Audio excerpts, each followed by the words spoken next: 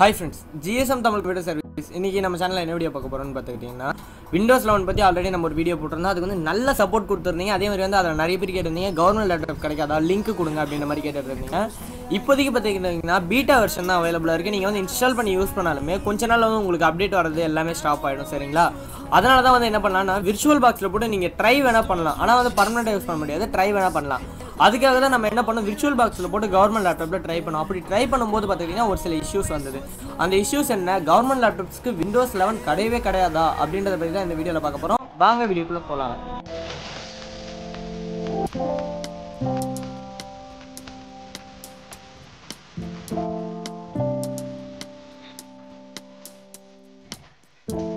இப்போ வந்து பாத்தீங்கன்னா கவர்மெண்ட் லேப்டாப்ல வந்து பாத்தீங்கன்னா ஜஸ்ட் வெறும் 4GB RAM தான் கொடுத்துருக்காங்க. நிறைய ஃப்ரெண்ட்ஸ் வந்து பாத்தீங்கன்னா கொஞ்சம் அப்கிரேட் பண்ணிருப்பாங்க. 4GB RAM போட்டு கூட கொஞ்சம் எக்ஸ்ட்ரா 4GB ஆட் பண்ணி ஒரு 8GB போட்டுருப்பாங்க. ஆனா வந்து இப்போதைக்கு பாத்துக்கிட்டீங்கன்னா என்ன ஒரு ப்ராப்ளம் வந்துருச்சுன்னா 4GB RAM தான் கவர்மெண்ட் லேப்டாப் யூசர்ஸ் மோஸ்டா யூஸ் பண்றது ஓகேங்களா? அதனால வந்து என்ன ஆகுதுன்னா இப்போ ஆல்ரெடி வந்து நம்ம பிசில வந்து விண்டோஸ் 10 இருக்கு. அதனால வந்து நம்ம என்ன பண்ணுவோம்னா சரி நம்ம விண்டோஸ் 11 ட்ரை பண்ணி பார்ப்போம் அப்படின்னு விர்ச்சுவல் பாக்ஸ் இன்ஸ்டால் பண்ணி அதில் வந்து ட்ரை பண்ணுவோம். ஆனால் அதில் ட்ரை பண்ணும்போது ஒர்க் ஆகாது. ஏன்னு கேட்டுக்கிட்டிங்கன்னா இது வந்து நம்ம ஆல்ரெடி விண்டோஸ் வந்து ப்ரோக்ராம்ஸு ப்ளஸ் எல்லாத்துக்குமே சேர்த்து 4GB RAM யூஸ் பண்ணிட்டு இருக்கு. விர்ச்சுவல் பாக்ஸுக்கு தனியாக ஒரு 4GB RAM தேவைப்படுது. ஸோ அதனால என்ன ஆகும்னு பார்த்துக்கிட்டிங்கன்னா அந்த விர்ச்சுவல் பாக்ஸ் வந்து ஒரு 4GB கன்சியூம் பண்ணும்போது பார்த்துக்கிட்டிங்கன்னா இந்த விண்டோஸ்க்கு வந்து விண்டோஸ் ஆல்ரெடி கன்சியூம் பண்ணும்போது அதுக்கு 4GB RAM வந்து பத்தாத போயிடும். ஸோ அதனால என்ன பண்ணால் அது வந்து மொத்தமாகவே வந்து விர்ச்சுவல் பாக்ஸ் வந்து அதில் ரன் பண்ண முடியாது அப்படின்ற மாதிரி ஒரு எரர் ஒன்று கொடுக்கும். ஸோ அதனால வந்து பார்த்துக்கிட்டிங்கன்னா கவர்மெண்ட் லேப்டாப் யூசர்ஸால வந்து அதில் வந்து கவர்மெண்ட் லேப்டாப்ல யூஸ் பண்ண முடியாது. அதே வந்து 8GB RAM போட்டிருந்தாங்கன்னா அவங்களால யூஸ் பண்ண முடியும். ஏன்னு கேட்டுக்கிட்டிங்கன்னா கொஞ்சம் வந்து இதுவும் 4GB RAM தேவைப்படுது, அதுக்கும் 4GB RAM தேவைப்படுது. அதனால தான் வந்து இந்த மாதிரி வந்து ஒரு ப்ராப்ளம்ஸ் ஒன்று இருக்குது விர்ச்சுவல் பாக்ஸில். ஸோ வந்து நீங்கள் ட்ரை பண்ணனா கொஞ்சம் வெயிட் பண்ணி ட்ரை பண்ணிக்கோங்க. அதே மாதிரி வந்து எப்படி இன்ஸ்டால் பண்ணுறது அப்படின்றது மாதிரி கேட்டிருக்கீங்க. இன்ஸ்டாலேஷன் மெத்தட்லாம் வந்து ரொம்ப ஈஸி தாங்க. ஜஸ்ட் வந்து பென்ட்ரைவில் ரூஃபர்ஸில் போட்டு பூட் பண்ணி பண்ணுறது தான் ஒன்று. அதில் வந்து பார்த்துக்கிட்டிங்கன்னா ஜஸ்ட் நார்மல் இன்ஸ்டாலேஷன் மாதிரி தான் இருக்கும். ஆனால் வந்து நல்லா இருக்கும் உங்களுக்கு விண்டோஸ் 11 பொறுத்த வரைக்கும்.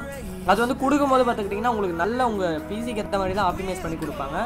ஒரு இது எப்படி கொடுப்பாங்க இன்ஸ்டால் பண்ணுறது உங்களுக்கு அப்டேட் மூலமாக கொடுக்கலாம். நீங்கள் அப்டேட் பண்ணுறது மூலமாக விண்டோஸ் 11 அப்டேட் பண்ணிக்கலாம். அப்படி இல்லைனா நீங்கள் வந்து அவங்க லான்ச் பண்ணதுக்கப்புறம் ஓஎஸ் வந்து அஃபிஷியலாக அவங்க சைட்டில் வந்து டவுன்லோட் பண்ணிவிட்டு நீங்கள் இன்ஸ்டால் பண்ணிக்கலாம்.